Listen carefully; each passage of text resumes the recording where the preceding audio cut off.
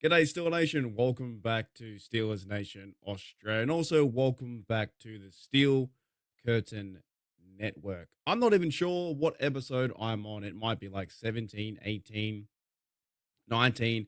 We've been doing this for a very long time here on G'day Steelers Nation and also on the Steel Curtain Network. I think we're around like episode 20. And this point right now, if you're listening on the audio platform or wherever you guys are in a car, in a bar, if you're driving or making something, making food, or you had a really good holiday, you guys just had the 4th of July was a few days ago. I've done a few live streams on my Steelers Nation Australia YouTube channel. I've caught up with everyone, caught up with Steeler fans. A lot of the guys had barbecue, cookouts, had a good time. And right now, I am actually stinging for football. I'm waiting. I cannot wait for preseason football in about 5 weeks' time. I can't wait for July football and training camp to be around the corner. And we're at the point now, I think, in this podcast, genuinely, and I think a lot of Steeler fans right now, we're running out of things to talk about. We're just waiting for the players to come on the actual field. Now, we had some big news. There are big news with Omar Khan signing his 3-year deal. I'm pretty keen with that. I'm excited to see him to be a part of the black and gold in 2028. I think he's been doing a fantastic job in terms of drafting and free agents and things like that. I think he deserves a chance to get this team to the playoffs and go on a playoff run. They understand that we haven't won a playoff game in 7 years, but I still think this Steelers team building through the D line, building through the offensive line, and hopefully getting a future quarterback, maybe in Will Howard or possibly a future quarterback in 2026, and the building pieces there, the building blocks from offensive line and D line, things are working out in the right direction. And also, that means that Art Rooney and the organization are keen on him to be here till 2028. So it's a good thing for me. The next big news topic is we had the trade, and we talked about that last week. But another big one was the TJ Watt situation in terms of will they pay him, won't they pay him, and when will they pay him? My overall standpoint is pay the man, pay TJ Watt all the money that he wants, pay him one more dollar extra than Miles Garrett. He's a fantastic outside linebacker.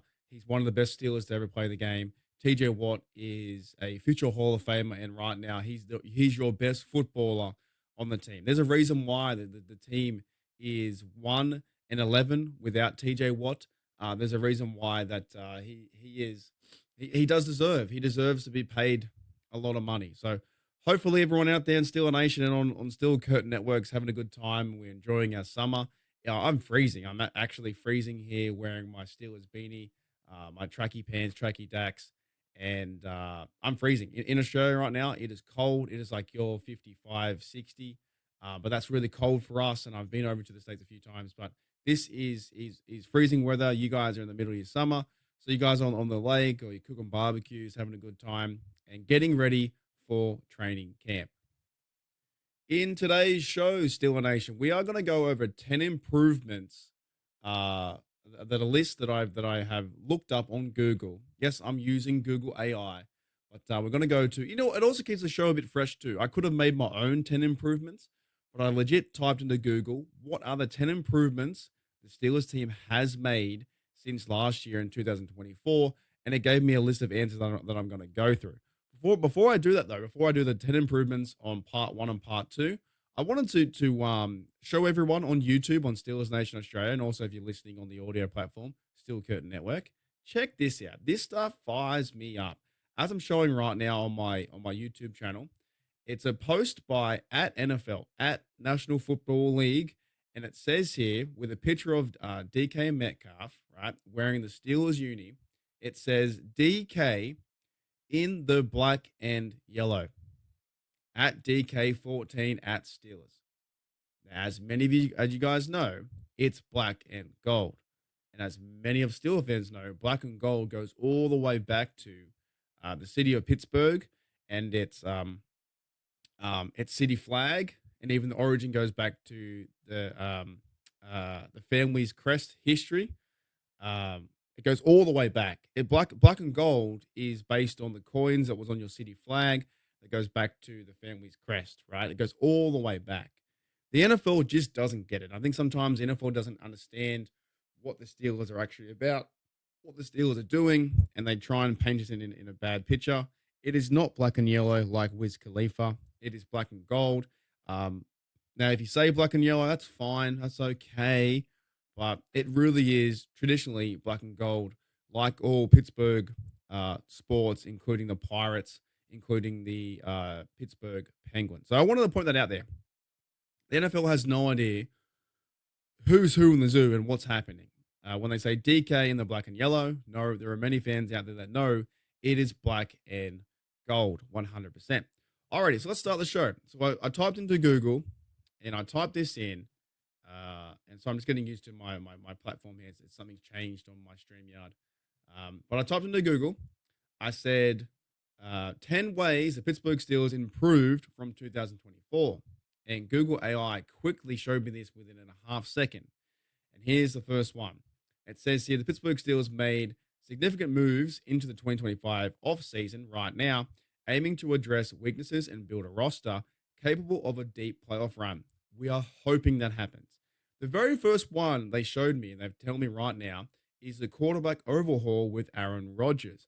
It says here the biggest splash was assigning a 41-year-old Aaron Rodgers to a one-year deal after a disappointing 2024 season with the Jets. The Steelers are banking on his leadership, experience, football IQ to elevate the offense and lead further than previous quarterback situations. While age is a concern, the team believes he is still elite and has the elite talent. And I'm with AI right there. I'm with AI. I think that is one of the big moves. Now I wasn't fully convinced, and I went on a roller coaster ride of do we need Aaron Rodgers? I'm not a huge fan. To this could be a good thing. This could be a good thing where they're using his football intelligence, and Rodgers is an improvement over Russell Wilson, an improvement over Justin Fields. Now, is it the ideal situation? Would you rather have a franchise quarterback? 100%. But this could be an improvement from 2024. So Rodgers, I think, is an improvement at the QB position. I think we're all waiting to see him play maybe one drive in preseason football, and then waiting to see him play the Jets and see how this experiment works out with Mike Tomlin and his best friend, A-Rod. Now, number two, the improvement from 2024 to this year in 2025 is the acquisition of elite wide receiver DK Metcalf. In a blockbuster trade, the Steelers acquired DK Metcalf, a proven veteran with elite physical tools, big playability. This addresses a significant void left by a trade of George Pickens, provides a true number one receiver threat for Rodgers, fitting the physicality archetype sought out by Arthur Smith. In a few moments' time, I think AI might take my job. AI is very scary. The fact you can type this in and it just grabs all the data from everywhere, and it just tells you exactly what's been happening and happened in the NFL or with our Steelers. But number two is correct. DK Metcalf is going to be a crazy player to watch.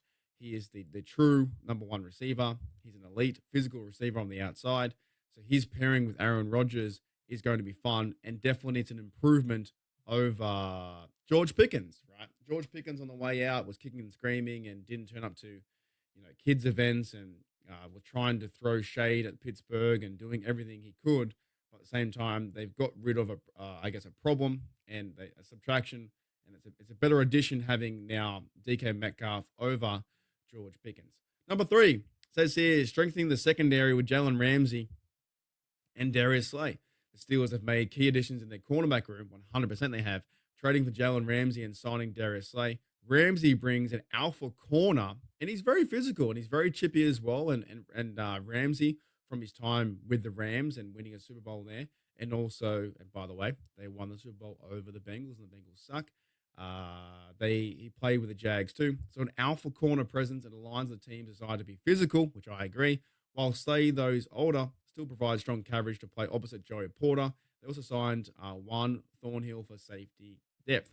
Now, the missing piece is Minka. Minka's not there, but hopefully they have different schemes and designs, and the coaching staff can rally around the improved secondary that they're missing now. Dante Jackson, they signed a Sean Elliott for the safety. That's an improvement, I think, by at least signing him. Juan Thornhill might be a downgrade after Minka, but with the addition of Jalen Ramsey and Darius Slay, two former Super Bowl champions in their own right with the Eagles and Rams, this definitely is going to improve our secondary and give a lot of. I think it's going to help out Joey Porter too. Joe Porter Jr. going to his third year now has two All-Pro cornerbacks in his, I guess, back pocket, helping him out, right? So strengthening secondary was very key for the Steelers. And if they can wrap up the receivers, guys like TJ Watt on the outside and Alex Highsmith can get there faster. Even Jack Sawyer on the outside too, or Nick Herbig, right?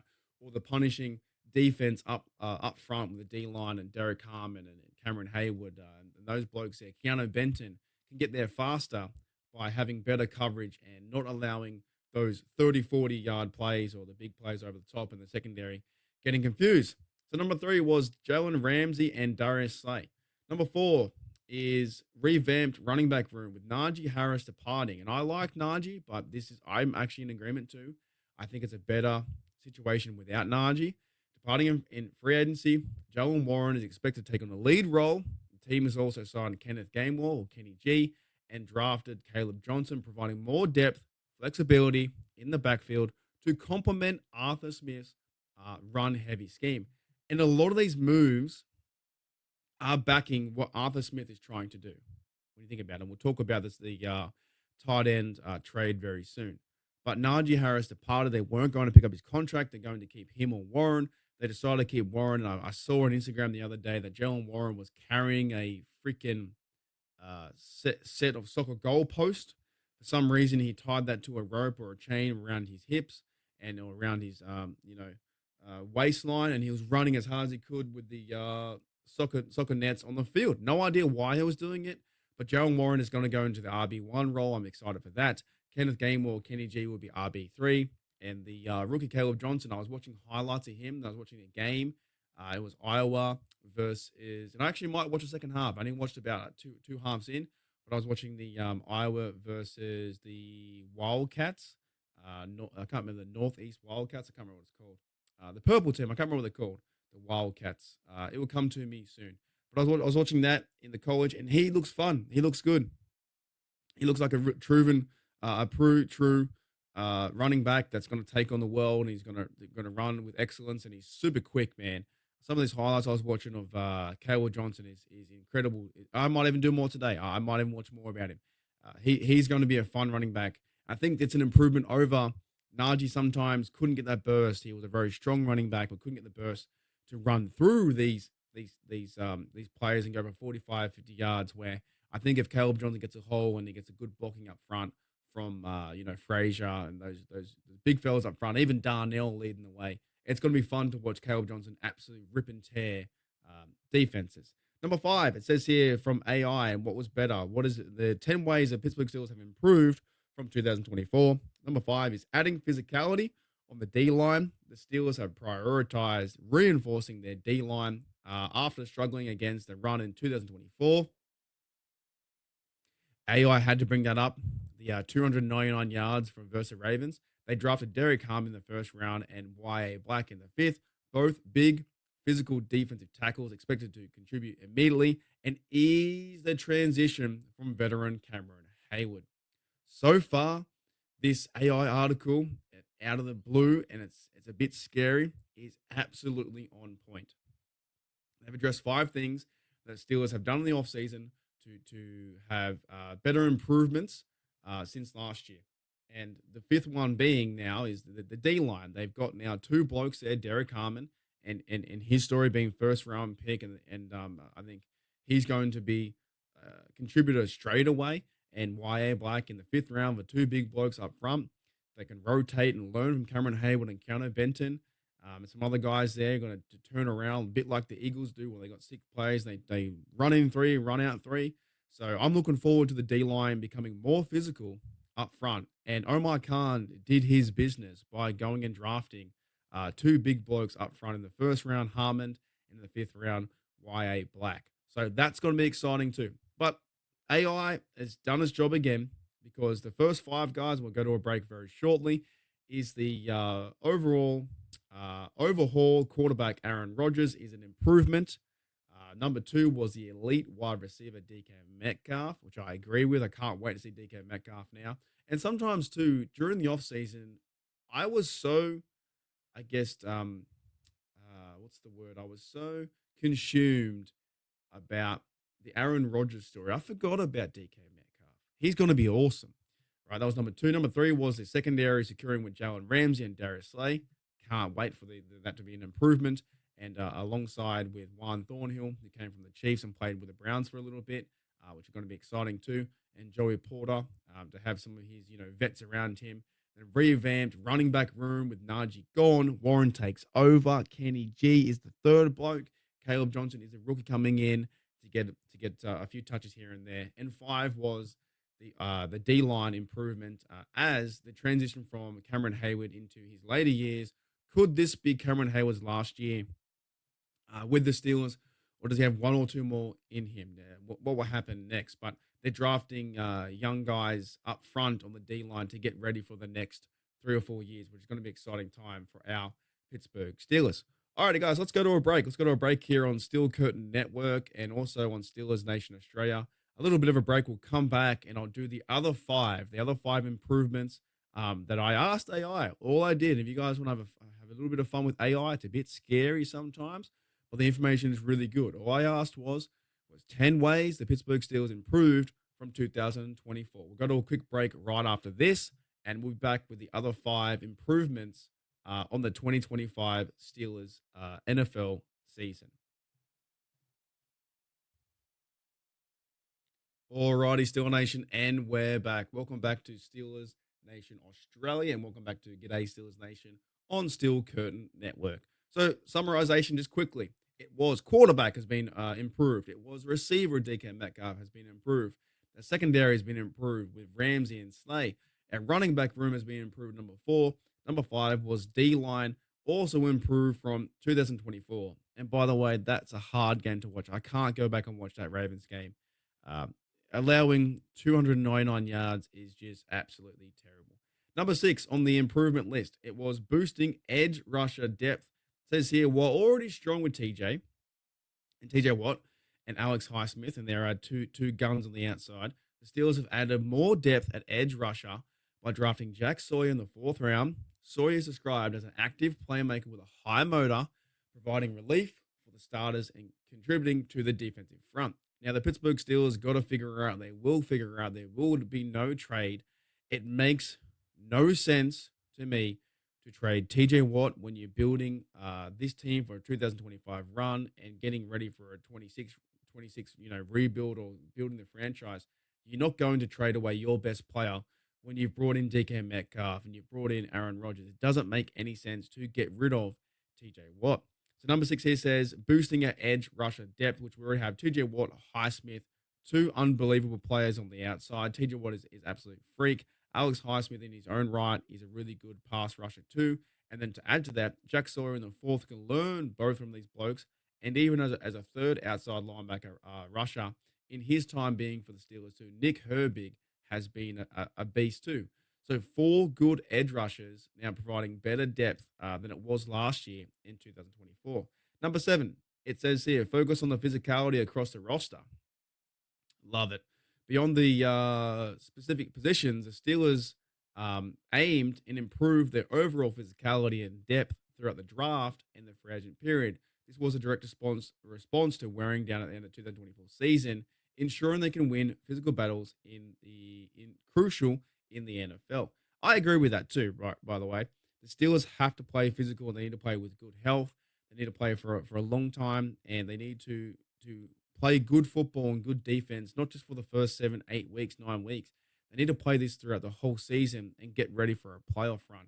Even with the extra depth at outside linebacker or middle linebacker or cornerbacks and secondary in the defense, this will allow these guys to get ready for a playoff run. If they choose to play this way and win 11, 12 games, they need to get ready for the playoffs, and they can't fall out like they did or crash out as a lot of the Gen Z or Gen X or Gen A say now. Is it Gen A? Gen A says crash out. Not a fan of crash out. They can't crash out at the end. They just can't. We watched last year in 2024 that they lost 5 games in a row and another playoff first round exit.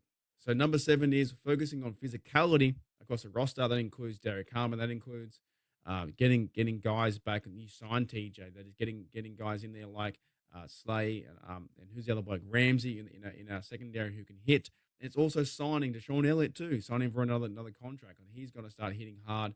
And I'm very, very keen to see Warren be RB1. I'm very keen to see who's the other bloke, middle linebacker Queen, and the other guy Peyton Wilson to have a good time and thumping people, but within the right way.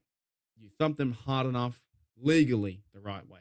Number 8, it says here how they've improved from 2024. The Steelers have had strategic draft picks for value and fit. General Manager Omar Khan was lauded for maneuvering the draft board effectively. Even without a second round pick, due to the Metcalf trade, they made value picks that align with Steelers' DNA. Now, Mike Tomlin talked about Steelers' DNA. That was one of the blokes there too. They got in the draft, which was the son of the former tight end, and he now plays like middle linebacker or whatever it may be. His name is not coming to my head right away. Carson Bruner. So he might play special teams. But yeah, they've removed themselves in the draft in certain ways to get the right plays at the right time, right? And that includes also Will Howard as a quarterback, right? Will Howard can sit back now. He can learn from Rodgers, don't forget about Rudolph. He can learn from Rudolph. It even says here, good character, winning mentality, such as Ohio State's quarterback Will Howard and Iowa's Caleb Johnson, where they got in the third round. So even with the move, and you think about it, Omar Khan did really well. Omar Khan, by trading the second round pick, he still got a good running back at the third round pick and got maybe a potential future franchise quarterback. And with Will Howard, time will tell. And to me, there's no rush. There's no rush for Will Howard to be thrown in there, week one starter. You've got Rodgers, you've got Mason Rudolph. He can sit back with a clipboard and learn how to be a Pittsburgh Steelers quarterback and learn from the best, right? So it's saying here the overall draft pick and value and fit was really good because they got value picks that align with Steelers' DNA, with good character and winning mentality. And right now, anyone's going to cheer for Will Howard, Derek Harmon, or Caleb Johnson. Those blokes on the field in training camp, you saw them moving around fast and quick, agile and strong. At the same time, in their interviews, it was really fun, upbeat, and Ohio State's Will Howard and Jack Sawyer won the championship last year in college football. Now, number 9 says here, continuity and confidence in the coaching staff, despite a disappointing end in 2024. Mike Tomlin remains the head coach. Ooh, this might cause a bit of backlash in the chat, right? Providing continuity, internal confidence within the organization is reported high, with Tomlin's feeling is one of the strongest rosters he's coached in years, which can translate to better on-field performance. I could see that argument. I could see that the Steelers have a better roster now in 2025 than 2024. So hopefully that transitions into playoff wins and a successful playoff run where they can go and win the division 12-5, possibly, beat the Ravens, beat the Bengals, and see if they can go on a bit of a run. I do understand, however, though, about 25% of the fan base does not like Mike Tomlin. They're sick of him. They're done. That's fine. If you like that, that's okay. You can keep thinking that all you want to, but Mike Tomlin's going to be the coach until he's not. And now this is saying that the confidence in the coaching staff, Mike Tomlin has his guys. He's got his quarterback. He's got his number one receiver in DK Metcalf. He's built up the defense now with a really strong secondary, and they're ready to play. In terms of run the football and don't turn it over, I can't wait to see Warren and Johnson run the ball and smash heads. So I like that. It's a confidence in the coaching staff. They just have to get that playoff win, which we all know about. Number 10, here's a number 10 reason why the Steelers will be a better team in 2025 than 2024. It says here, addressing the offensive coordinator issue, Arthur Smith, while not a direct player addition, the Steelers have made a significant change in hiring Smith as an OC. He started in 2024, saw offensive struggles and Smith's run heavy scheme and history with tight ends. But now the newly acquired Jonas Smith aim to provide a more consistent and effective offensive identity. Let's think about the running backs. Warren and those guys I've mentioned, more run-heavy team. Will we see Aaron Rodgers do some more play-action pass? Will he pass towards Freiermuth and Jonas Smith? He got inside the trade. Yes, we lost Minka, But by getting Jonas Smith to this offense, he came from the Miami Dolphins. He had 88 catches and 800 and something yards. So he's going to be a weapon for the Steelers offense. Darnell Washington will be a weapon as well for the offense. DK on the outside. You got Roman Wilson. He's going into his second season. However, technically his first season. So this is Arthur Smith 2.0. This Arthur Smith season in 2025. It should be better, probably controlling the clock and running the ball and scoring TDs and maybe even setting up Chris Boswell for a field goal than last year in 2025. But they're saying that Jonas Smith is one of the key reasons why it'll be better because he's going to use the tight ends a lot more than he did last year. He has to. And I think the quarterbacks will as well. Russell Wilson didn't have his overall connection, I think, with tight ends last year. But we're going to see with Rodgers to quick passing game to Fryman, quick passing game to Jonas Smith, 4 or 5 yard route and get the man the ball and get some yak after the catch. Alrighty, Steeler Nation, those are the 10 reasons why the Pittsburgh Steelers will be better in 2025 than they will be in 2024. And I think that, to be honest, AI has just taken my job.